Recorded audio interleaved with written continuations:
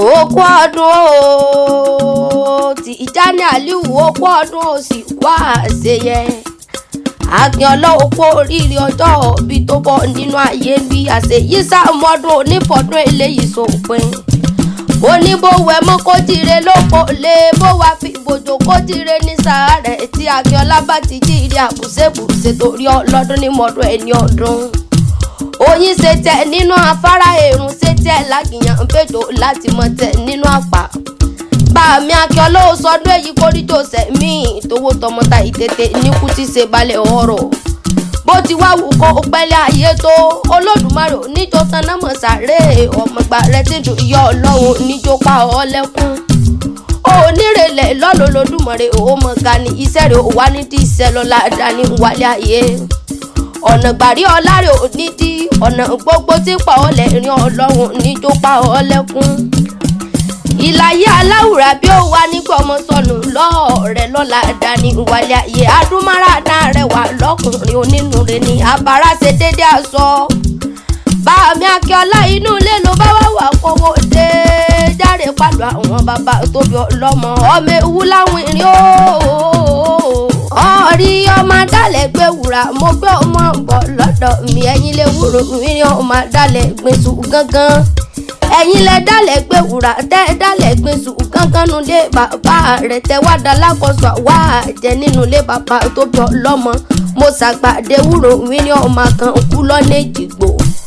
Ẹ̀yin lọ́mọ nínú pẹ̀lú bí bá relé àwọn bàbá tó bí ọlọ́mọ máa gúnyán mọ́ di.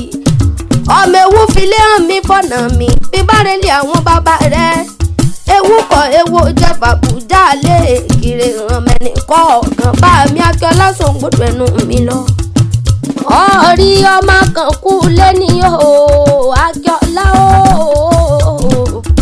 Ọmọ kan kú lẹ́nìyàn ọmọ kan kú lọ́nà Èjìgbò ọmọ kan kú olókùn tí ò sinmi ń bá relé bàbá tó bí ọlọ́mọ. Ọmọ kan kú máa wo máròyìn bí n bá relé àwọn bàbá rẹ̀ ọmọ pínrín ní èyí àárọ̀ ọmọ olóṣàkó jẹ́ nǹkan máa dájọ́ jiyàn ni wọ́n koríkì àwọn bàbá tó bí ọlọ́mọ. Ìwọ lọmọ ewu ló bí mi lóòótọ́ wọn ò gbọ́dọ̀ mẹ́mú òṣògì ìyẹn ń lówó mi dàgbà ìgbà tí ń mẹ́mú. Akíọlá o ìgbà tí wọ́n ò kúrọ̀ mo pé kí ni gbágbó ni mọ́rin nílẹ̀ símọ́lé ọmọ ewu kéré mọ́lágbá lẹ́jọ́ ìyàbọ̀ sàwọn fọ́hùn òdì. Ìwéré mòró lòde yàkínú lé àwọn bàbá rẹ̀ mòró ló ń jẹ wẹ́rẹ́ mo sáwọ́gbó lọ. Ọ̀rí bí bá wá relé àwọn bàbá tó bí ọlọ́mọ mo ní gbọ̀ngàn dájẹ́jọ́ gbọ́dọ̀ wọ bí àjèjì tó bá wọ gbòòrò yóò tẹ̀lé bọ́ra nínú ilé bàbá tó bí ọlọ́mọ. Àjòjì wẹ́wẹ́ ọ̀nà kiri yìí ti ń pani sí ìjèjì lọ ọmọ adédòdò gbàyè ní ké sí lọ́wọ́. Ọmọ olóṣà àfọ kínkín múlẹ̀ kínkín bọ̀ rárá kiri. Àṣeyí sàmọ́dún onífọ̀dún eléyìí sópin lọ́la dání wálé ayé. Mọ́pọ̀ ti sọdún èyí kó sọdún owó kó sọdún ọlá kó sọdún ìtètè níkú tí ṣe bá dọ̀rọ̀ lọ́la dání wálé ayé. Ìlà ìyá aláwùrà bí ò ní pa ọ̀lẹ́kùn láyé. Akíọlá yóò ní bọ́sọ̀nù lọ́ọ̀rẹ́ báyé bá bọ́ lọ́wọ́ ẹni ọ̀dẹ̀ ládì. Ọ̀rọ̀ gbogbo tí pa ọ̀lẹ́ rí Ọlọ́run níjó pa ọ̀lẹ́kùn. Mo ní pẹ́pẹ́pẹ́ lòwú ṣe nílẹ̀ arọ́wọ́ àtẹ̀pẹ́ lẹ́sẹ̀ ẹ̀ tẹ̀nà. Ibi ara pápálá abẹ́tu ibi gìjàgìjà la abẹ́kùn. Ó ti wá sọdún èyí náà kó o mọ fọdún eléyìí tó pé kó gbó pẹ́pẹ́ kó fẹ́ wó orí sókè. Kórìjọ gbóbi olúgbógbó tí gbó kó gbóbi olúgbógbó tí gbó kó gbóbi àgbà kágbà kàtọ́ fọmọ owó sódọ̀rùn ní ọjọ́ títí owó yọ títí tí owó dókínní.